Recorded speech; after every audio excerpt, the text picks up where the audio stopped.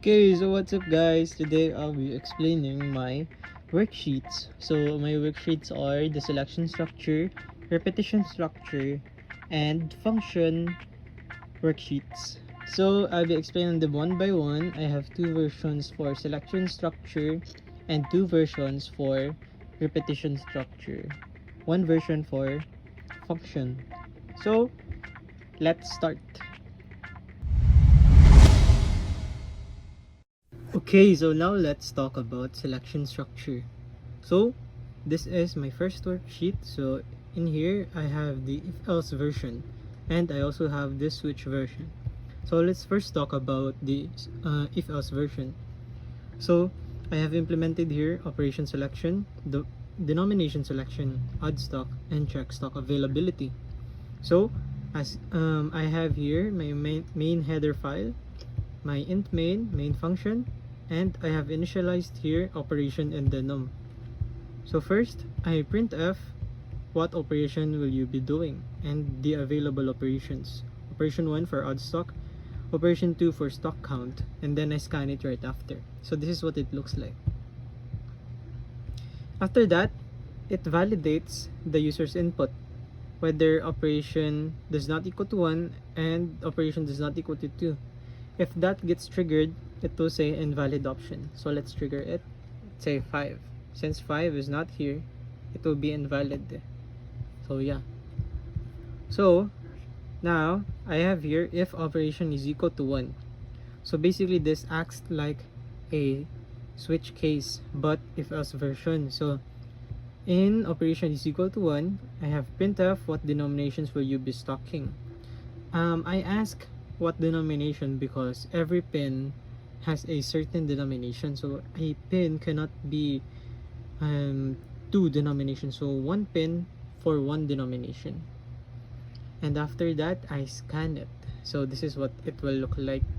So let's start it here and I will press 1 for odd stock and it will look like this. So under that I also have a validation for if denom or denomination is not in the range of 1 through 8, it will say invalid option. But if it's in the range of 1 through 8, it will say simulate that stock has been successfully added. So let's say I input an out of range number or denomination, it will say invalid. So we have to start again and let's put in odd stock and let's say 1000, so it's 8. So yeah, there, simulate that stock is successfully added. Now for if else operation is equal to 2, so basically case 2, I just simulate that the stock availability and the stocks are shown. So let's see, 2 and stock availability. So basically it's the same here in switch case or in the switch version. I have the header file, int main, the initializations, the printf, but it gets different here, switch operation. So this is a switch of operation and this is case 1, same as if else is equal to 1 right there, and case 2, that's the same. So basically what's the difference between these two versions is that the switch version is much cleaner. I much prefer it rather than the if else version, which is rather untidy. So yeah. Okay, so we have now implemented operation selection, denomination selection, odd stock, and track stock availability.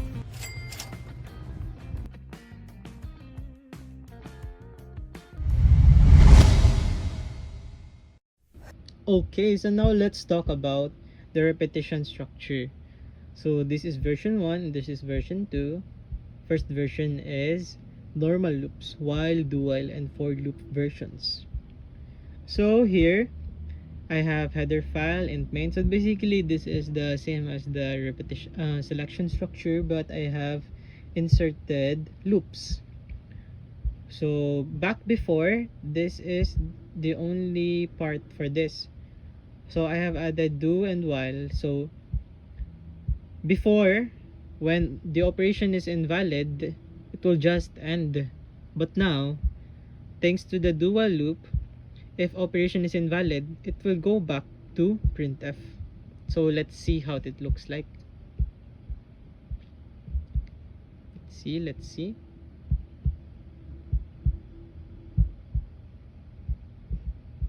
So let's say I input 3. It's invalid. It will go back to what operation I'll be doing. So 8 will keep on going back until a valid operation is entered. So that's a good feature. And then same here. I have the switch, case 1, and back before only this existed. So I added this also, the do while. This is the same as the operation. So let's see. Let's say I enter 9, which is invalid. So it says invalid option, and then goes back to ask me what denomination. Let's say 0. It keeps on going back until I input a valid amount. Let's say 8. So it then asks me for my pins. So let's input pins. 1, 2, 3, 4, 5. And then after that, it asks me to press 1 to view stocks. Press 1, and these are my stocks. So that's the same for case 2, but I used a for loop now. So back before, I only put this. So since there's a for loop, I can now put 5 of these for much a shorter code. So let's see. Let's run it again. And stock count. See? So there I have 5 pins. 1, 2, 3, 4, 5. So in the repetition structure version naman, it's much more complicated, much more advanced. So I have the usual, the header file, main operations, the variable declarations, and so I forgot, this is a long variable because the pins are 16-digit long. So a normal int type variable will not be able to handle it. So here in the nested loop version, I have here an outside loop and an inside loop. So the outside loop stretches from here to here. Basically what it does is, after doing everything, example, after viewing stock, I can now go back to main menu. So I'll show you what I'm talking about here.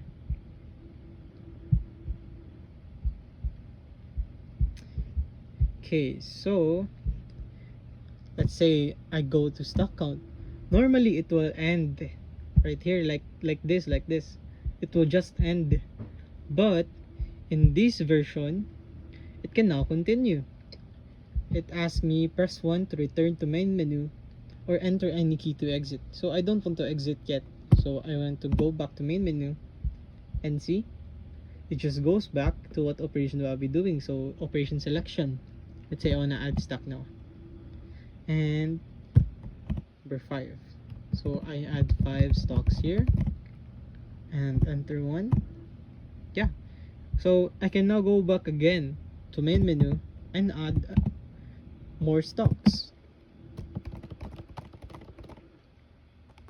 See? So if I want to exit na, I just press 0 or any key. So yeah, that exits it. So yeah, that's my outside loop, and the inner loops are just the same: do while, and for loop. So that is our repetition structure. We have now implemented operation and denomination selection loops, adding 5 stocks at a time, displaying stocks, and back to main menu function. Okay, so now let's talk about functions worksheet. So in my functions worksheet, I have implemented get operation, get denomination, add stock, obtain stock, and pin validation. As usual, I have here my header file stdio.h, and for the first time I have here global variables, since I can now use global variables in functions. So basically, a global variable is a type of variable that I can use in all of my functions. So example, I can use denomination in here in validation, I can use it here in getup, and so on. So I don't have to initialize denomination every time I use it in all of my functions. So yeah, that's a hassle-free method of using variables. So in order to understand the flow, let's go to the main function, because here in the main function is where I call my functions.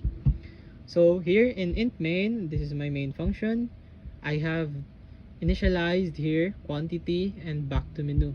So back to menu, we have encountered this in the past versions and the repetition structure. So yeah, so this is the back to menu loop. So do a while, and while back to menu is equal to 1.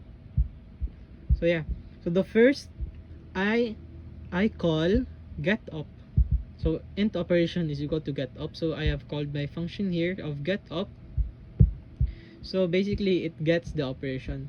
So this function returns a value and does not accept arguments.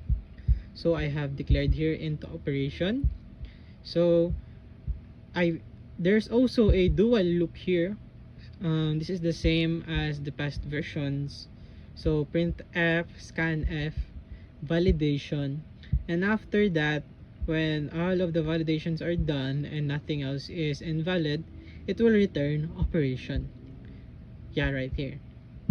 So now let's go back to the main function. And after calling getup, we now have a switch case for operation. So case 1, we now call getDenom with denomination equals getDenom. So this denomination is a global variable, remember? So let's see what getDenom is. So basically, this is a function that returns a value and does not accept arguments, same as the getup.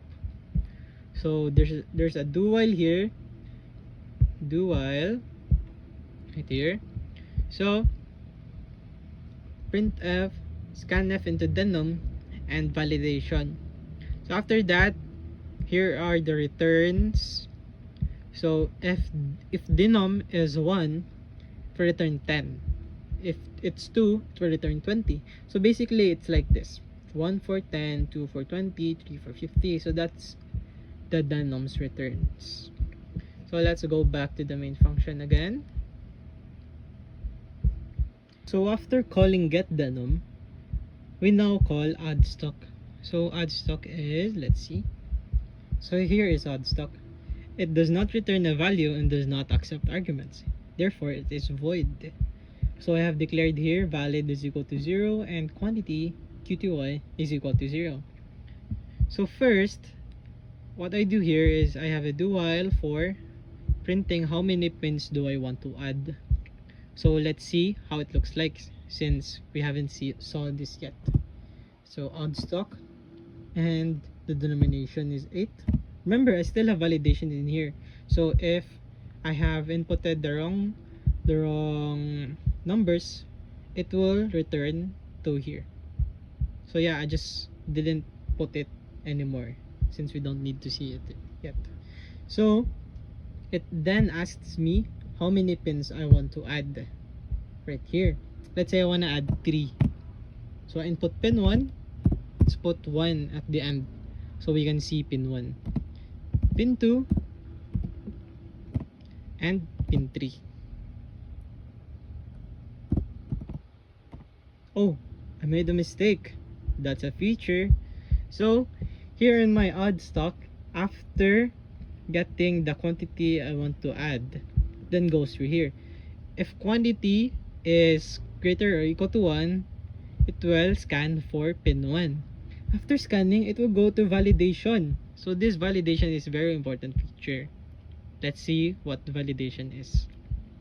So validation function returns a value and accepts arguments.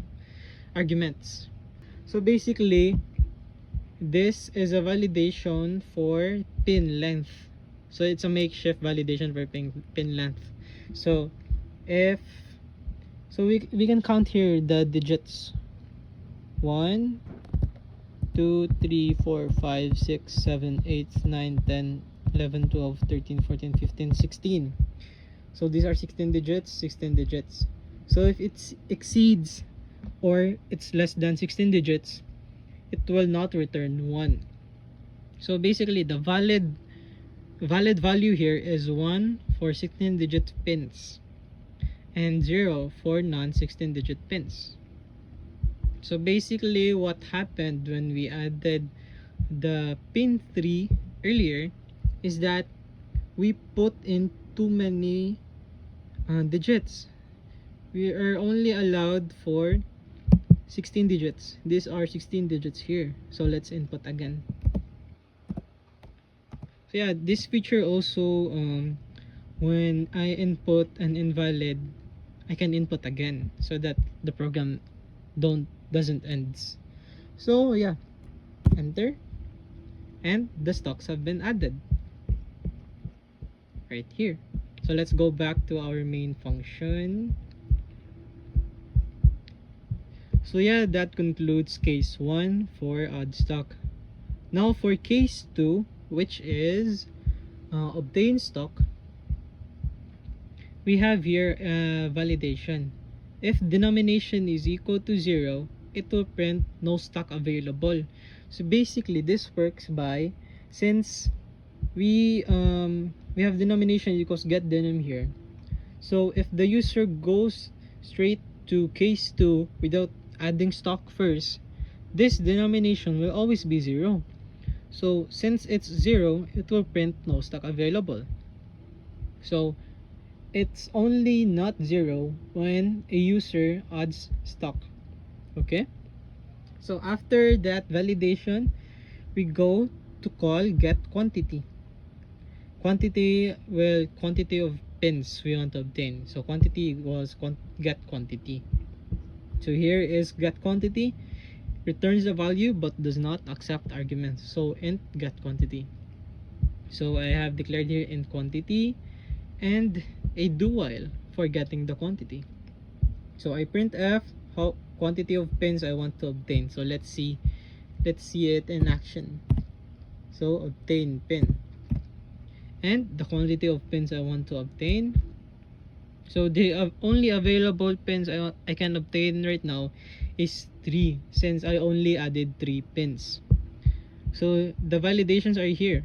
So if quantity is not in the range of 1 through 5, it will say invalid. Or if quantity is greater than pin count, the number of pins I have added. So let's see it in action. Let's say I want 6. 6 is invalid because I can only add 5 pins at a time. So let's say 4 is within 1 through 5, but I did not add 4 pins, so stock's not enough. So let's say I want 2. So now pin 1 and pin 2 is now displayed with denomination. Since I put denomination 1000 earlier, so that's denomination 1000. Okay, now go back to the main function. After getting the quantity, we now obtain stock. Let's see, obtain stock. So void obtain stock with the argument as int quantity. So this does not return a value, but it accepts arguments. So it prints the denomination right here, denomination, and if quantity is less than or equal to 1, it prints pin 1. If quantity is 2, it prints pin 2 right here. Since I only wanted 2 pins, it will only print through here, and it will not print pin 3. Okay, so after that it breaks, and now the back to main menu function, or the back to main menu feature, starts. So right here, press 1 to return to main menu, or any key to exit. I don't want to return to main menu anymore. So yeah, it thanks me for using the interactive storage system and return 0 for your main function. Okay, so that's all for my functions worksheet. We have now implemented get operation, get denomination, add stock, obtain stock, and pin validation.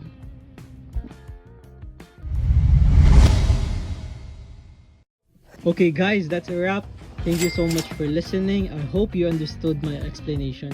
So you have now witnessed the evolution of my code from very simple selection structure into very much complicated and advanced functions. So I hope to learn more lessons in order to improve this worksheet, and the next worksheet will be about arrays. So I'll explain it to you when I'm done with the arrays. So thank you so much guys, it's a wrap. Thank you.